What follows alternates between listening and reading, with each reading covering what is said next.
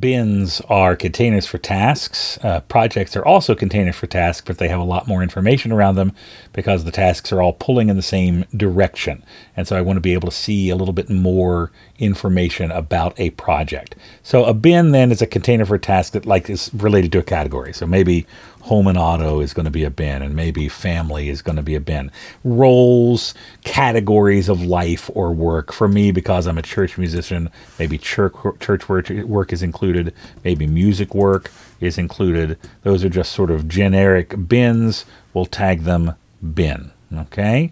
And then let's say I have a few projects. Let's say that I have a project for repair the kitchen sink. Thank goodness that isn't an actual project I have to deal with.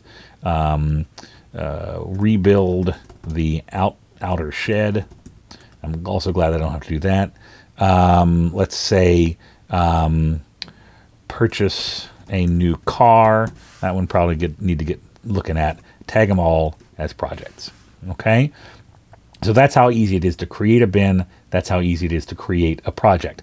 Now, these don't do you much good unless you also have tasks assigned to them. So maybe my home and auto, I need to check the oil in the engine, which is probably a recurring task in real life, but we'll not worry about that. Maybe for my family, I need to set up a recipe plan. And maybe for church work, I need to get the piano tuned. And maybe for music work, I need to,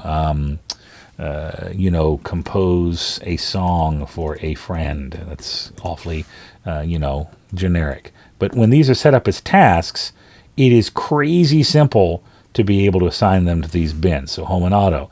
Because this is only looking for the things I just created, I don't need to type that. I don't know why I hit a hashtag there. These can be set to the correct bin very, very easily. And also, I don't even have to hop in here and do it. I can use the command line, set assigned bin, and then I can start typing what I want it to be. This one in particular is music work, and it will set that bin for me automatically.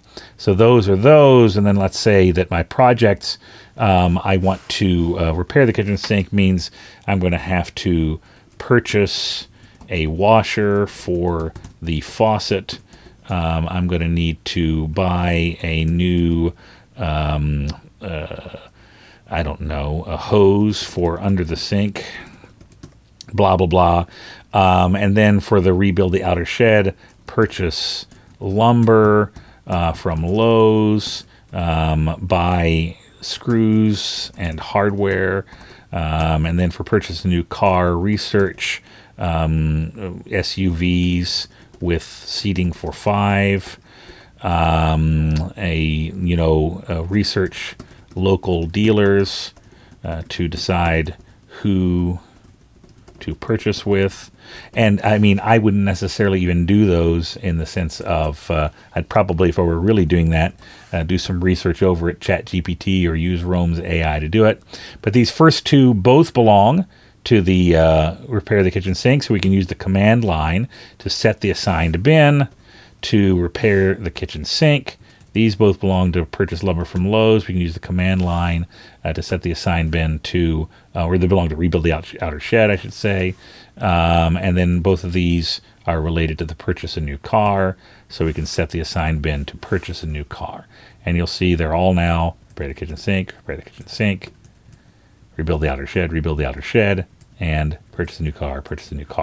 What gets real super cool about this is then we can use the bins or the projects to view these tasks. And just so you know, you don't need to be able to find where your bin or your project actually lives. You can find it right from within the task. And so here's my home and auto, I can look at that bin. Within that bin, I have a dashboard that will show me my done tasks or undone tasks. Check the oil in the engine is undone. And now, have a look, it's done. And now it'll show up as completed. That's fairly rudimentary, but I don't need much more than that in my bins. Where it gets interesting is in my project. So let's have a look at rebuild the outer shed. Say purchase lumber from Lowe's. So we'll open rebuild the outer shed from here. Now we have all this information. We can put an outcome. We can put a review periods if we want to do that. But we can also we have our project dashboard. We can schedule these tasks. We can set up key dates for deadlines or starting periods or a range of dates when we have to do something specific. Notes associated with the project will arrive here, and any history that's done with the project will arrive here. So I can, just like I did with this week tasks, I can take these things from down here. I can schedule them. That I want to do today. This I want to do tomorrow. Now both of those are on the calendar.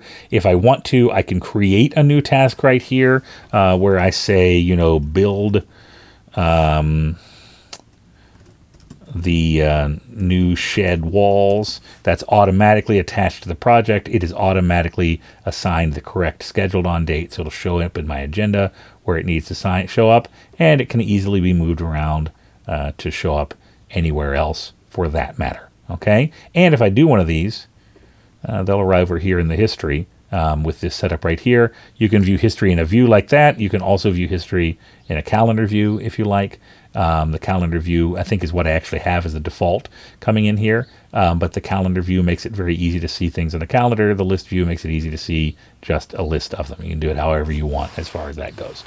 And so this is our project dashboard that walks us through all of those kind of fancy things. You can see all the various project metadata. This is how easy it is to create new projects and assign tasks to them. One last little note. If I don't have an existing bin or project for something, when I'm typing a task, and I happen to say, let's say that one of my roles is as horse farmer, and so I need to pet the horse, and I haven't actually added that into the mix yet. My assigned bin can be horse farmer, and I can automatically tag it as a bin, and now that is a bin that any project could be attached to, or any task could be attached to.